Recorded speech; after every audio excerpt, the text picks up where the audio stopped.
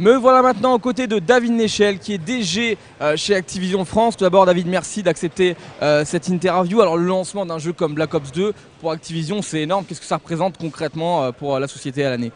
Ça représente beaucoup de travail. Les studios, ils travaillent depuis plus de 2 ans. Et puis les équipes de distribution Activision Blizzard en France depuis plus d'1 an. Donc c'est un énorme lancement. Et pour nous, c'est le couronnement de beaucoup de travail des équipes. Et stratégiquement, je suppose que c'est quand même assez complexe de monter toute une stratégie marketing commerciale sur un jeu comme celui-ci. Beaucoup de travail commercial, marketing, aussi avec les communautés. On essaye de travailler au plus près de nos fans, avec notamment quelques youtubeurs très connus, avec nos fans voilà, au maximum. Aujourd'hui, ouais, la communauté, on le sent bien sur Call of Duty, c'est devenu primordial pour vous, Activision, même au niveau français. Oui, tout à fait. C'est l'axe central. C'est les personnes qui ont créé aussi le succès d'Activision. Donc on s'adresse à tous les publics, à tout le monde. Il y a un côté très hollywoodien dans Call of Duty, mais il faut surtout qu'on n'oublie pas évidemment les fans et les gens qui ont créé aussi ce succès. Alors comment ça se traduit avec des partenariats, donc vous l'avez dit avant, via différents youtubeurs, et puis le Call of Duty Elite aussi, donc ce sont des plateformes destinées aux fans avant tout. Ça se traduit par beaucoup de choses et notamment par le fait que le studio Treyarch cette année nous a beaucoup facilité les choses en ayant pas mal écouté ce que demandait la communauté et les fans. Un scénario non linéaire, c'était une vaste demande depuis très longtemps et puis surtout un mode multi vraiment incroyable parce que beaucoup d'améliorations.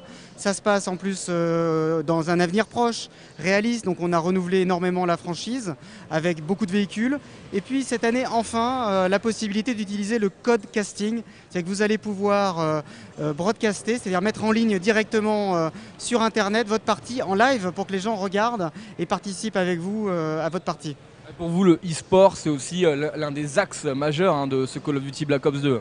C'est l'axe majeur, je dirais, au-delà du scénario hollywoodien, de la campagne solo, des graphismes. C'est avant tout effectivement le plaisir du multi, avec un mode zombie incroyable, et évidemment cet aspect e-sport. On va essayer d'organiser quelques petites choses aussi dans les mois qui viennent pour la communauté, et pourquoi pas demain une fédération nationale de Call of Duty en France. Est-ce que c'est difficile de se renouveler pour vous d'un point de vue marketing sur les différents lancements de Call of Duty, comme ici avec Black Ops 2?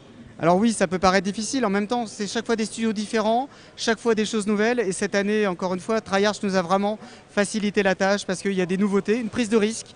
Le fait que ça se passe en 2025 et en partie dans les années 80, avec beaucoup de véhicules, des maps incroyables et un mode zombie formidable. Voilà, il y a vraiment beaucoup de choses dans ce Call of Duty, une qualité inégalée et toujours la fluidité habituelle de Call of Duty qui fait quand même le plaisir de jeu.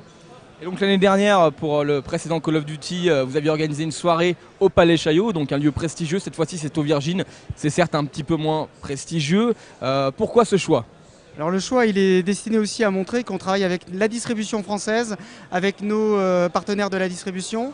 Et il ne faut pas se tenir uniquement à l'événement ici ce soir. Il faut savoir qu'il y a environ 900 soirées qui sont organisées dans toute la France, avec toute la distribution, avec Micromania, Fnac, Game, Carrefour, Casino. Voilà, Auchan évidemment, toute la distribution française a participé à la grande fête de Call of Duty, encore une fois pour être au plus près des fans dans toute la France, en province et pas seulement à Paris. Alors visiblement, il y a eu des fuites. On a vu sur internet des joueurs qui avaient réussi à mettre la main sur le jeu dès samedi. Comment contrer ce phénomène qui se produit quasiment à chacune des sorties de gros titres? Alors cette année, c'est déjà bien meilleur que l'an dernier. Il y a évidemment, c'est un sport national, quelques imports, des gens qui sont partis le chercher à l'étranger ou quelques indépendants qui l'avaient. On a les noms, on a la liste, on va regarder comment on fait pour améliorer encore les choses. Mais la grande nouvelle aussi, c'est que toute la distribution française habituelle a vraiment joué le jeu du respect de la sortie. Et ça, je pense que c'est aussi un signe de reconnaissance vis-à-vis des joueurs et des fans.